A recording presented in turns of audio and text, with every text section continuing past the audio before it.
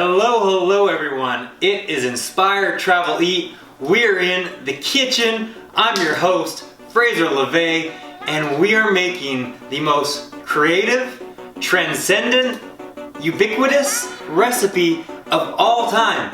And I don't even know if ubiquitous goes with what I was saying. I don't think it does.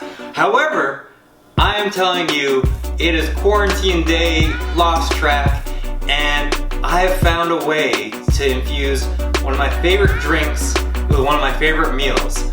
We are making Bloody Mary, or in Canada, Caesar, or Mexico, Bloody Mary but with Clamato juice. But anyways, Bloody Mary super grilled cheese sandwiches.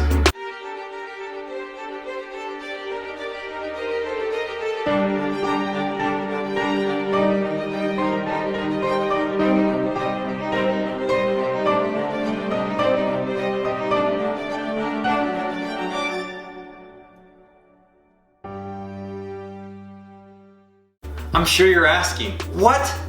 Grilled cheese and Bloody Marys? How is it so? I didn't think it was so, but I'm going crazy by myself in this house with my pug, just coming up with what can we do, and quite honestly, this is the most innovative, favorite recipe on the website in my life. I'm making it non-stop. If you have a hangover, it might be the greatest hangover food of all time. We already had the greatest hangover sandwich. Check it out on the website, but I think this one's even better. So we're getting after it. It's easy. As always, let this be a guide to make it your own. However you like to make your Bloody Mary, make it that way. No problem at all. So I've got my favorite fixins, which go on the site again for how to make the best Bloody Mary. I've got that recipe, of course, or Caesar if you're Canadian. And we're making it. Let's do it. It's simple, easy. We'll knock it out in no time. And you're on the way to the greatest sandwich of all time. I mean, people dunk grilled cheese in tomato soup all the time. People drink Bloody Marys and eat grilled cheese. How's never been fused together before? We're fusing it. We're making the best thing ever. So we start off. I'm going Clamato juice. You can sub tomato juice if you'd like, but I'm telling you, Bloody Mary is so much better with Clamato juice. I always say Clamato or Clamato, depending US or Canadian, I get confused. Anyways, Clamato juice is a game changer for Bloody Marys. You need to start using it. It's really just a Bloody Mary mix, but way thinner and a little like salty brine. You're not tasting seafood or anything, don't be concerned. We take a cup, the Bloody Mary mix, or Clamato. In my world, we take 3 ounces of Tito's vodka. You can use any vodka you want. Tito's once sponsored an event of ours, so Tito's, you won my heart. I'm gonna do 3 shots. I'm actually just gonna do 2.5 because I'm making drinks later. Then, Worcestershire sauce.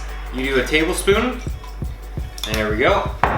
And 2 tablespoons of hot sauce. Now you can do all Tabasco, or I like to do a fusion of the hot Tabasco along with just some flavor, whether that's Tapatio or Cholula. So I add that stuff in.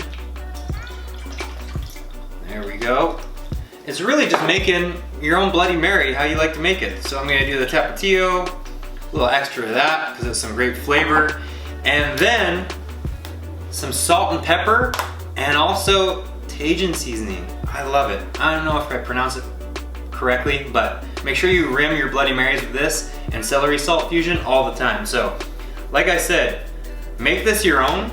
However you make your Bloody Marys, however you love them, then just do that with your little bread dipper. There we go. Then we've got 2 eggs. The eggs, of course, help keep the mixture together. And there we go. 1 egg. You can even do 3 if you'd like. So, egg number 2. And we gotta whisk it together. Let me get my whisk. I have a whisk somewhere.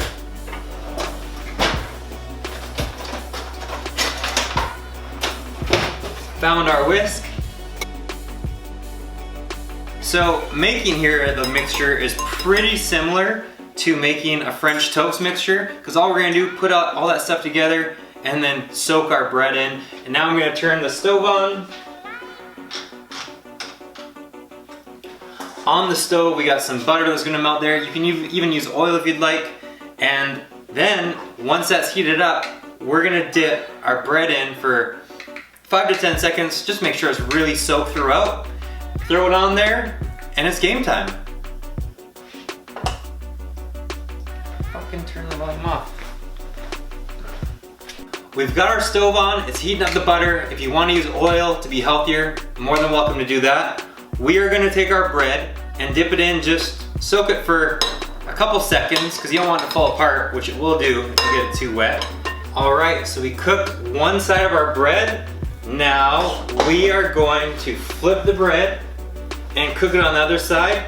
Now be, of course, careful when you flip the bread, because it's a little flimsy since you've doused it in the Bloody Mary mix. So we're gonna take that side, and then we're gonna build our sandwich on that side. So we're gonna add cheese first. You can use any sorts of cheese you want, mozzarella. I just had some Parmesan and cheddar in the fridge, so that's what I'm going. Then I'm adding in my bacon that we've already cooked. All right, a layer of bacon. Perfect. Then some pickles.